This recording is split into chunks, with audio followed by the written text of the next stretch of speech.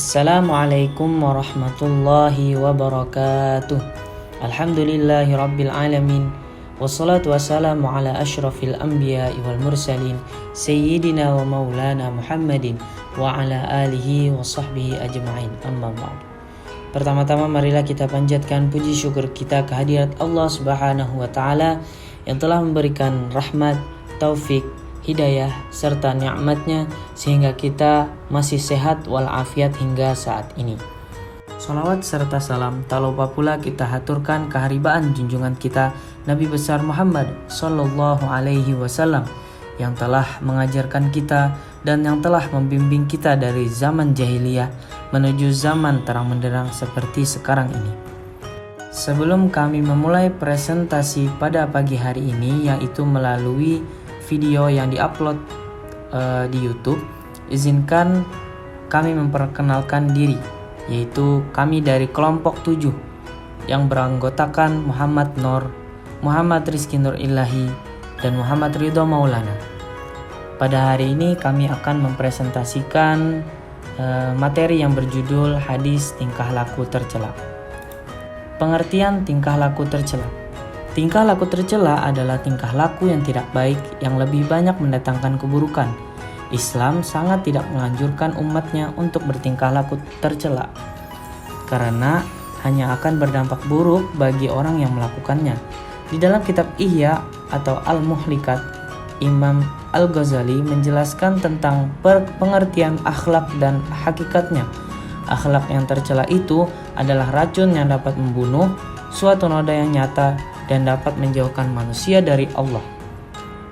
Meninggalkan maksiat yang dilarang dan berbuat taat yang diperintah adalah bentuk dari suatu penerapan akhlak. Dan Al-Ghazali menekankan bahwa meninggalkan maksiat lebih berat dan sulit dibandingkan dengan berbuat taat dan beribadah kepada Allah Subhanahu wa taala. Hadis dan terjemah. 1. Hadis larangan berprasangka buruk. An Abi Hurairah 'anin Nabi sallallahu alaihi wasallam qala iyyakum wa dhanna fa inna dhanna akdzabul hadis wala tahassasu wala tajassasu wala tahasadu wala tadabaru wala tabaghadu wa kunu ibadallahi ikhwan. Akhrajahul Bukhari fi Kitabil Adab. Artinya, dari Abu Hurairah radhiyallahu anhu bahwa Rasulullah Shallallahu alaihi wasallam bersabda, "Jauhilah oleh kalian berprasangka, karena sesungguhnya berprasangka itu ucapan paling dusta. Janganlah mencari-cari kesalahan orang lain, janganlah memata-matai, janganlah saling bersaing, iri hati, benci dan berselisih. Jadilah hamba-hamba Allah yang bersaudara." Hadis riwayat Bukhari. Kemudian mufradat kosakata la tajassasu, janganlah memata-matai, dhanna berprasangka, ibadallah hamba Allah, akzabu paling dusta, ikhwanan bersaudara, la tahassasu janganlah kamu mencari-cari kesalahan. Kemudian takhrij hadis.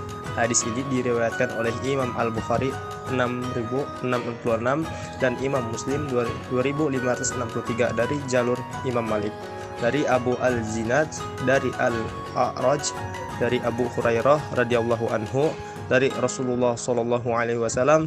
Mata rantai rawi pada sanad di atas didaulat sebagai salah satu mata rantai sanad tervalid dari Abu Hurairah terkait periwayatan hadis. Syarat atau penjelasan hadis.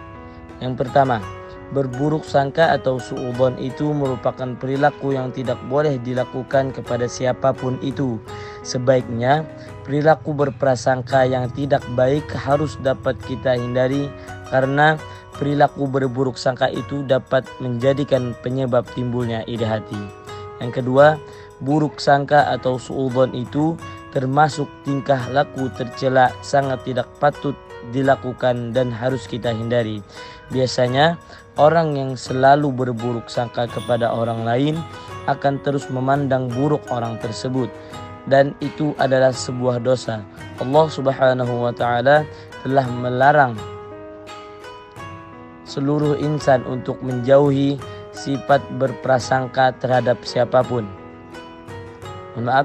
Allah Subhanahu wa taala telah menyuruh seluruh insan untuk menjauhi sifat berprasangka terhadap siapapun, sebagaimana yang telah dinyatakan dengan jelas di dalam Al-Quran surah Al-Hujurat ayat 12 yang artinya, hai orang-orang yang beriman, jauhilah kebanyakan berprasangka, karena sesungguhnya sebagian tindakan berprasangka adalah dosa, dan janganlah kau mencari-cari kesalahan orang lain. Quran surah Al-Hujurat ayat 12. Yang ketiga, dalam ayat ini terkandung perintah untuk menjauhi kebanyakan berprasangka, karena sebagian tindakan berprasangka merupakan perbuatan dosa. Dalam ayat ini juga terdapat larangan berbuat tajassus. Tajassus itu adalah mencari-cari kesalahan-kesalahan atau kejelekan-kejelekan orang lain yang biasanya merupakan efek dari prasangka yang buruk. Amirul Mukminin Umar bin Khattab pun berkata, janganlah engkau berprasangka terhadap perkataan yang keluar dari saudaramu yang mukmin kecuali dengan prasangka yang baik, dan hendaklah engkau selalu membawa perkataannya itu kepada prasangka yang baik. Cara menghindari perbuatan suudzon atau buruk sangka. Yang pertama ada berhati-hatilah dalam berbicara, menerima kebenaran informasi. Yang kedua, selalu berpikir sebelum bertindak. Yang ketiga, menerapkan ajaran Islam di dalam kehidupan. Yang keempat, selalu mendekatkan diri kepada Allah Subhanahu wa taala. Yang kelima, perbanyak introspeksi diri sendiri. Dan yang keenam, melatih diri untuk selalu berpikir positif. Sekian presentasi dari kelompok kami. Semoga apa yang kami sampaikan tadi dapat diterima dan dapat dipahami oleh saudara-saudara sekalian. Dan kami memohon maaf, minta rela apabila ada salah-salah kata kami dalam penyampaian tadi, dan juga apabila ada terdapat kalimat-kalimat di dalam makalah atau PowerPoint atau PPT kami tersebut ada kesalahan, kami memohon maaf sebesar-besarnya. Cukup sekian dari kami. Assalamualaikum warahmatullahi wabarakatuh.